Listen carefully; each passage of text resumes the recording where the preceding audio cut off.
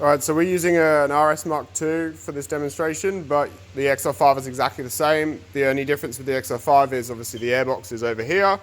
The battery box is slightly different, but it still comes out the same way, and the bracket is slightly different.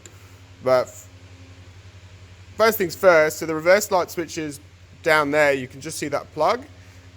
You can get to it, but it's a little bit tricky, so it's much easier to remove the battery box and then remove this bracket. But surrounding this bracket, then that's your gearbox mount there. So you've got to support the gearbox from underneath. Best way to do that is with a jack, and you want to put it on the little nub, that nubbin part that's sticking out. So we're just going to shove the jack down through and underneath.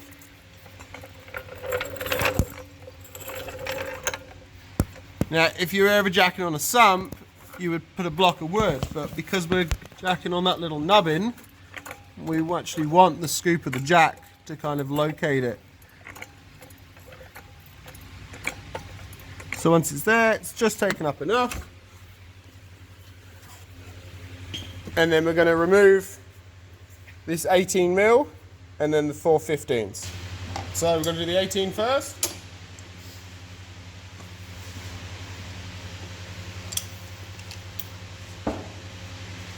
Just crack it off, and then we're just going to crack off the 15s.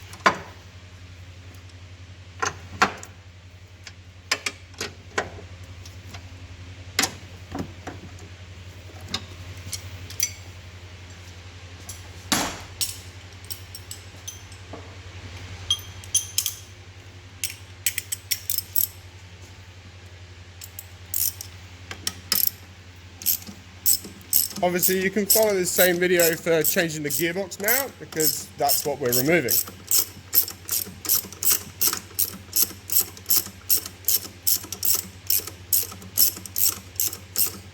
Now, obviously, you know as you're undoing this that the gearbox is fully supported, because as you're undoing it, the bolt is coming up. If you're undoing it and the bolt isn't moving, it means the gearbox is dropping, so you need to check that your jack is high enough.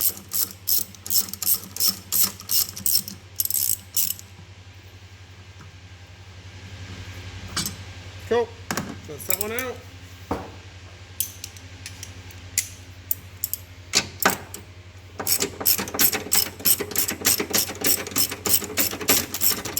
Oh.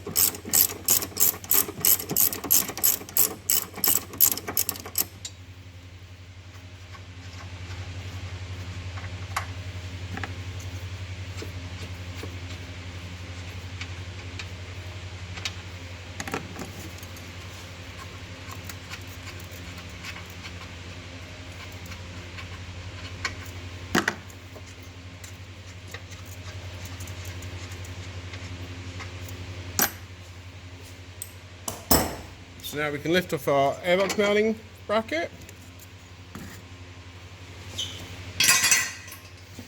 And now the gearbox mount. So that gives us a much better access to the reverse light switch here, even more so if we just move the gear lever a bit. Now, I've previously tested this car, so I know that the switch on this car is faulty, and it's quite a common fault. If you're not sure and you want to test it, obviously check your fuses first, but then the next thing is to just unplug it. And there's a little tang at the back, so you've got to stick that down. And then basically the switch just completes the circuit. So if you just grab a paper clip and stick it in both sides of the terminal, switch the car's ignition on, if the reverse lights come on, you know everything's fine, and the sensor or switch itself is faulty. If you bridge them out and the reverse lights don't come on, you've got a problem somewhere else, so don't just replace the switch, because it's more than likely fine. If you want to be 100% sure and ruling it out, you can take it out and just do a continuity test. Push the ball in and it will make the contact. So all you're going to do is grab a 22mm spanner, use the ring end, pop it on all the way, just crack it off like that.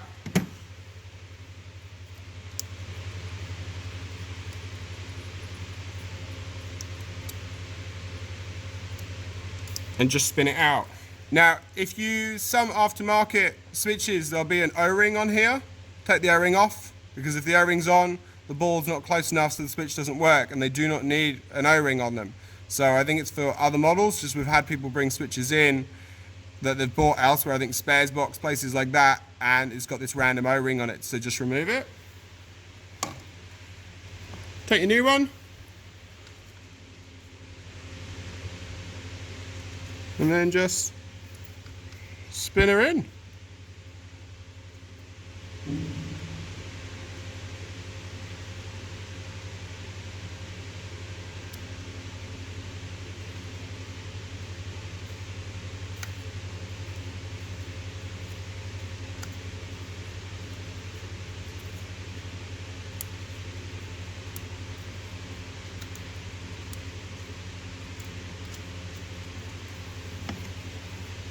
Nip it back up.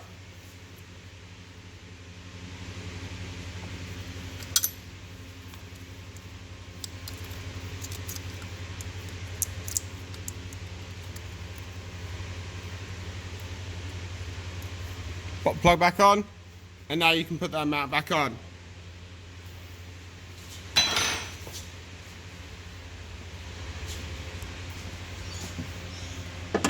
So, and if you look real closely, you can actually see witness marks.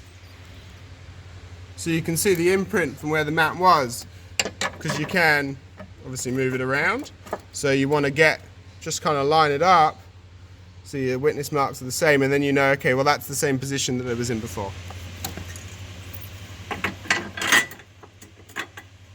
Now, I personally put the 15 mils on and just nip them, but still leave it tight enough so you can move it, and then put the 18 mil in.